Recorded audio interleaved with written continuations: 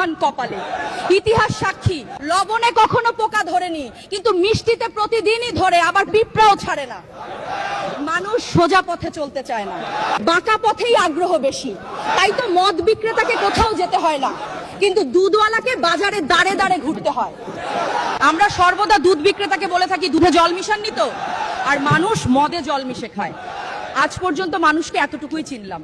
কচু পাতা দেখেছেন নিশ্চয়ই, ওপরে সবুজ আর ভেতরে চুলকানিতে ভরা। ঠিক তেমনি কিছু মানুষ আছে, বাইরে থেকে দেখতে ভীষণ সুন্দর পরিপাটি, কিন্তু ভেতরটা আবর্জনায় ভরা। সাপ দুধ খেয়ে বিষ উগড়ে দেয়, আর গরু ঘাস খেয়েও দুধ দেয়। সুতরাং দোষটা খাবারের নয়, পার্থক্যটা স্বভাবের কাছে। নিজের যোগ্যতা নিয়ে কখনো অহংকার করবেন না।